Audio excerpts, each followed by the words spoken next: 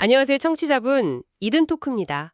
오늘 저희는 청취자분께서 직접 보내주신 소중한 자료들을 가지고요. 이 제2형 당뇨병의 비약물적 관리법에 대해 좀 깊이 이야기를 나눠보려고 합니다. 표준적인 방법부터 시작해서 요즘 주목받는 기능의학 접근까지 핵심만 좀 살펴보는 시간을 갖겠습니다. 오늘 전문가 한 분 모셨습니다. 자, 그럼 바로 본론으로 들어가 볼까요? 청취자분 자료들에서 공통적으로 나오는 제2형 당뇨병의 기본적인 비약물요법, 뭐가 있을까요? 네, 자료들을 쭉 보니까요. 이 생활 습관 개선이 정말 중요하다고 강조하고 있습니다. 이게 뭐 약물만큼 아니 어쩌면 그 이상으로 중요할 수 있다. 이런 뉘앙스고요. 단순히 뭐 보조적인 수단이 아니라 관리의 어떤 핵심 기초다. 이렇게 보고 있는 거죠. 특히 의학영양요법, 그리고 운동, 또 체중 관리가 핵심인데요. 예를 들어 과체중이나 비만인 경우에 체중의 한 5% 정도만 줄여도요. 인슐린 감소성이나 혈압, 혈중 지질 개선에 상당히 큰 효과가 있다. 이런 점이 인상적이었습니다. 네, 그리고 한 7%에서 10% 정도 감량하면 당뇨병으로 진행될 위험을 거의 절반까지 낮출 수 있다. 이런 데이터도 있더라고요. 와, 5% 감량만으로도 그렇게 큰 효과가 있다니 생각보다 좀 문턱이 낮게 느껴지기도 하네요. 그럼 식사요법. 이 부분에 대해서는 자료들이 구체적으로 어떤 걸 좀 강조하고 있나요? 원칙이라든지 아니면 뭐 식단 패턴이라든지요. 네, 일단 규칙적인 식사 시간, 그리고 균형 잡힌 영양소 섭취, 이게 기본 중에 기본이고요. 특히 자료들에서는 이 영양소의 질을 되게 중요하게 보더라고요. 그러니까 고섬유질 식품, 예를 들면 채소나 통곡물 같은 거 늘리고 정제 탄수화물이나 단 음식은 좀 줄이고요.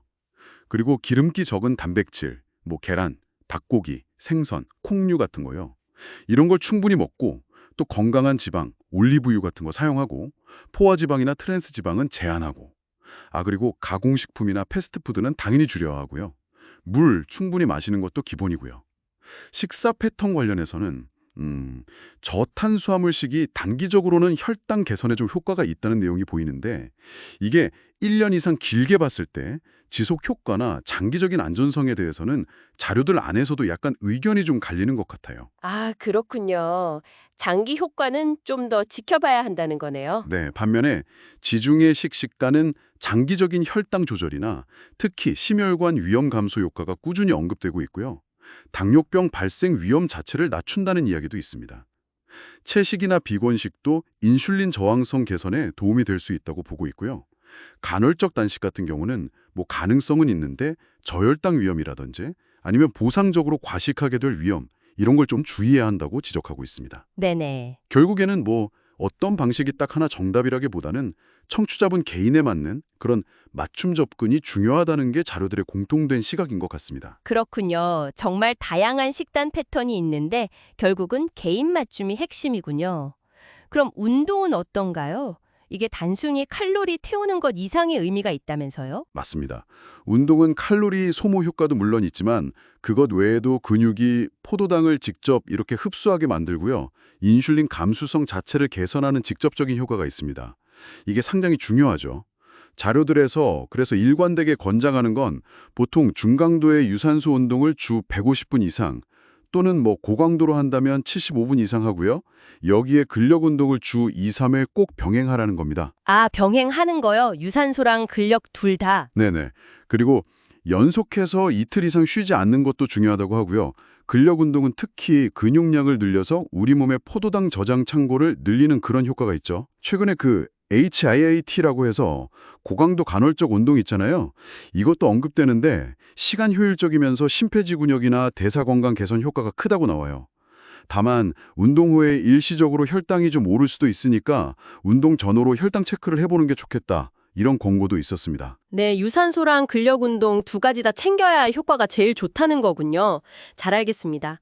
그럼 이런 식단, 운동 말고 또 청취자분 자료에서 강조하는 다른 생활 습관 같은 게 있었을까요? 네, 있었습니다. 바로 자가 혈당 측정하고 정기적으로 당화혈색소 검사하는 거요. 이걸 통해서 내 몸 상태를 내가 정확히 아는 게 중요하다는 거죠. 그리고 그걸 바탕으로 생활 습관을 조절해 나가는 거. 이게 일종의 자기 관리 도구로서 아주 중요하다고 강조합니다. 아, 내 몸의 반응을 직접 확인하는 거군요. 그렇죠. 그리고 금연, 절주, 충분한 수면. 이것도 뭐 기본이죠. 흡연은 합병증 위험을 높이고 잠 부족하면 혈당 조절이 더 안 되니까요. 결국에는 뭐 하나만 하는 게 아니라 전반적인 생활 습관 개선이 다 필요하다는 이야기입니다. 네, 정말 총체적인 관리가 필요하군요. 지금까지는 어떻게 보면 좀 표준적인 접근법들을 살펴봤는데요.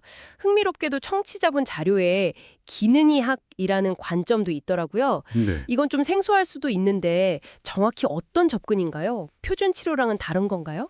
네, 그 기능 이야기라는 건요. 단순히 나타나는 증상을 관리하는 걸 넘어서서 질병의 근본 원인을 찾아서 해결하려고 하는 그런 접근 방식이라고 보시면 됩니다. 청취자분 자료에 따르면 제2형 당뇨병 같은 경우에 그 근본 원인으로 볼 수 있는 게 예를 들면 장 건강 문제, 특히 장내 미생물 불균형 같은 거요. 아니면 만성적인 스트레스 혹은 특정 영양소의 불균형이나 만성염증 상태 이런 것들을 잠재적인 원인으로 보고 이걸 개선하려는 거죠. 그래서 굉장히 개인 맞춤형 접근을 강조합니다. 아, 그러니까 단순히 혈당 수치만 보는 게 아니라 그 이면에 있을 수 있는 우리 몸 전체 시스템, 뭐 예를 들면 장이라든지 스트레스 반응 같은 걸 좀 더 깊게 들여다보는 거군요. 구체적으로 어떤 부분들에 좀 주목을 하는 건가요? 네, 맞습니다. 예를 들어서 장내 미생물 불균형, 이게 염증 반응이나 인슐린 저항성과 관련이 있을 수 있다는 연구 결과들이 있거든요. 그래서 장 건강 개선을 중요하게 보고요.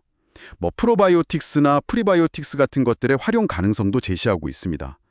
또 만성 스트레스가 코르티솔 분비를 늘려서 혈당을 높이고 인슐린 저항성을 유발할 수 있으니까요.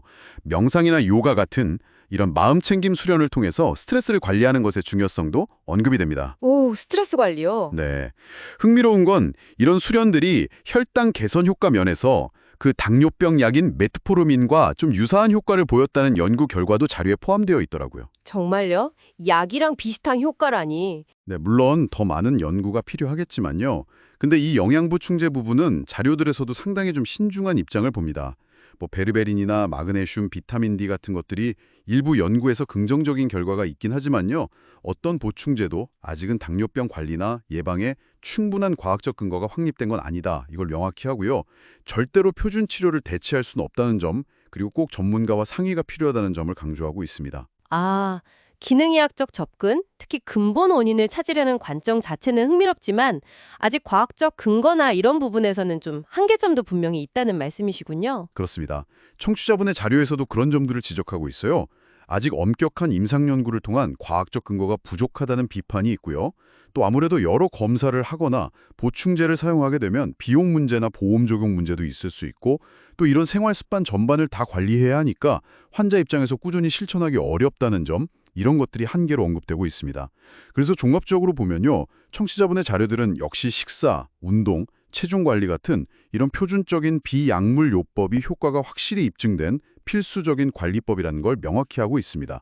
기능의학은 뭐 장 건강이나 스트레스 관리처럼 근본 원인을 좀 탐색하고 개인 맞춤으로 접근한다는 점에서 보완적인 관점을 제공할 수는 있겠지만 아직은 더 많은 과학적 검증이 필요하다. 이런 입장으로 정리할 수 있겠습니다. 네, 오늘 쭉 이야기를 들어보니까 청취자분께서 얻어가실 가장 중요한 메시지는 역시 청취자분께서 찾아보신 자료들에서도 일관되게 강조하듯이 입증된 생활습관 개선, 즉 식단과 운동이 제2형 당뇨병 관리의 정말 핵심이라는 점인 것 같습니다. 그리고 기능의학에서 제시하는 장 건강이나 스트레스 관리 같은 부분들은 주치의 선생님과 상의하면서 한번 탐색해 볼 만한 흥미로운 영역일 수는 있겠지만요. 특히 영양보충제 같은 경우는 효과나 안전성 측면에서 아직 불확실한 점이 많으니까 매우 신중하게 접근해야 한다는 점, 이걸 꼭 기억해 주시면 좋겠습니다. 자, 마지막으로 청취자분께 생각해 볼 거리를 하나 던져드리고 싶습니다. 식단과 운동이라는 이 확실한 두 기둥 외에요. 혹시 청취자분 자신의 개인적인 스트레스 요인을 좀 더 적극적으로 관리하거나 혹은 의료 전문가의 지도하에 장 건강에 좀 더 관심을 기울이는 것이 청취자분의 당뇨 관리 여정에 혹시 어떤 긍정적인 변화를 가져올 수 있을지 한 번쯤 고민해 보시는 건 어떨까 싶습니다. 귀한 자료 공유해 주시고 오늘 함께해 주셔서 정말 감사합니다. 이상 이든토크였습니다.